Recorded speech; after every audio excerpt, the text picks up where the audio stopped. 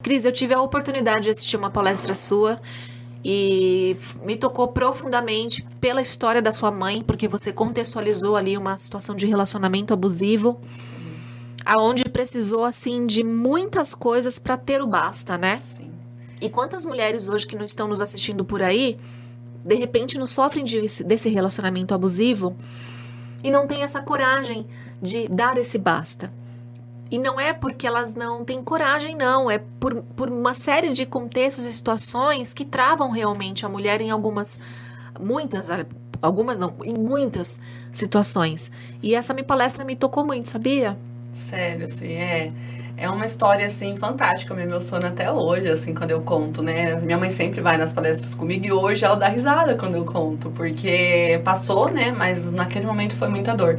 E eu tirei vários aprendizados dessa história com a minha mãe, sim. Eu tirei, um dos aprendizados que eu levo pra minha história, pra minha vida, assim, é a parte da ressignificação das coisas que acontecem com a nossa vida, né? A gente tem essa opção, a gente ressignifica as coisas, então eu tiro dois grandes aprendizados.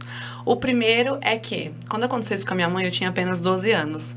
Então, minha mãe tinha um relacionamento de 5 anos já, né? Não era com meu pai. 5 anos já. E por conta de ciúmes, ele deu as 8 facadas na minha mãe. Foi 4 na barriga, 2 no braço, 2 na perna. E aí, quando eu fui vê-la no hospital, Meu na Deus. UTI, né? Eu lembro que o médico falou assim, deixa ela entrar, porque talvez seja a última vez que ela vê a mãe. E aquilo para uma menina, né, de 12 anos, escutasse, aquele você tá prestes a perder sua mãe, poxa, que coisa difícil. E aí minha mãe saiu do hospital, foi assim um milagre, tem uma história, né, uma história bem longa aí, mas minha mãe perdeu 5 centímetros do intestino, faltou 5 centímetros pra via do coração, então assim, ela foi um milagre. E aí ela saiu dali e tudo mais, e aí eu tenho 2 irmãos. E tem um dos meus irmãos que ele, assim, se ficou muito revoltado, até por ser homem e tudo mais, né, a Sim. mãe. Então, assim, toda vez que ele tem oportunidade, ele ainda tem muita mágoa, tem muita raiva, enfim, eu entendo ele. Mas quando eu comecei a entender sobre as coisas, eu falei assim, poxa, eu prefiro acreditar e agradecer muito mais pela minha mãe estar viva do que ficar presa nessa história que aconteceu. Então, isso acontece no nosso cotidiano, né? A gente escolhe ficar pensando, ou no relacionamento, por exemplo, passei tantos anos da minha vida, ele não podia ter feito aquilo, eu não vou encontrar mais ninguém, e você fica com aqueles traumas, aquelas coisas dentro de você, mas você pode ressignificar de outra forma e dizer que eu aprendi algo com aquilo, né? E outra coisa também é a questão da minha mãe. E aí depois disso, passou um tempo, ele foi preso, ficou um tempo preso, né? E quando ele saiu da prisão, ele veio com aquela história de que amava, né? Que fez por amor e tudo mais, e que nem ele sabia porque ele E tinha dentro feito das nossas aquilo. fragilidades a gente acredita, né? Acredita. E não dá, gente, não tem julgamento sobre a mulher que tá passando por isso, Sim.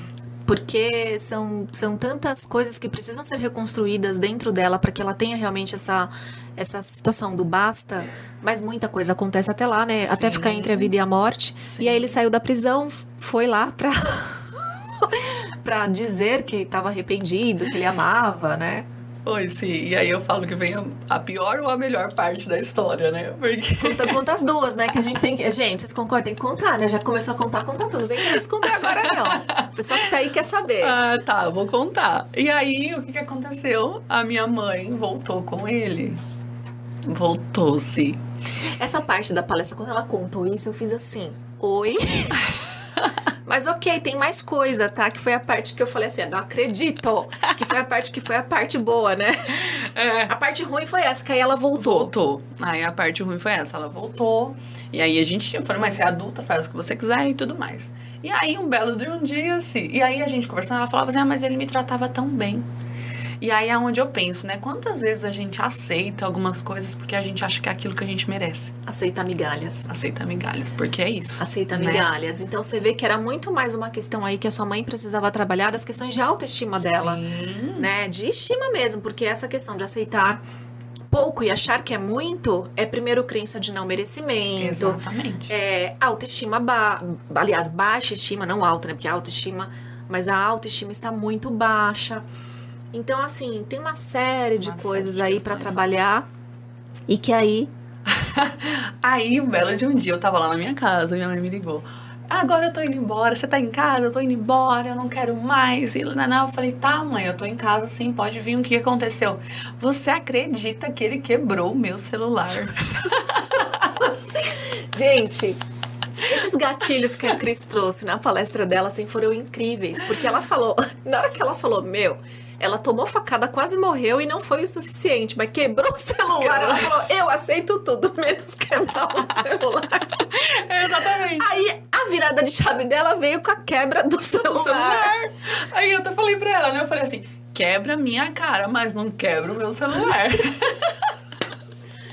Mas a parte boa é que mesmo por um aparelho, né, pequenininho, celular, que tem pra cada um tem um significado, veio essa mudança de chave. Veio. As facadas não... Tipo assim, eu perdoo, mas quebrar o celular, não. E aí, a gente ri, mas tem um fator, um fundo por isso, né, Cris? Tem. A minha mãe, ela tem uma história, né? Se aí tem tudo uma história. Eu acho que, na verdade, foram as gotinhas que foram enchendo. Talvez naquele momento da facada, o copo não estava tão cheio. Tão cheio, é verdade. Mas quando veio a questão do celular, foi a gotinha que faltava pra água...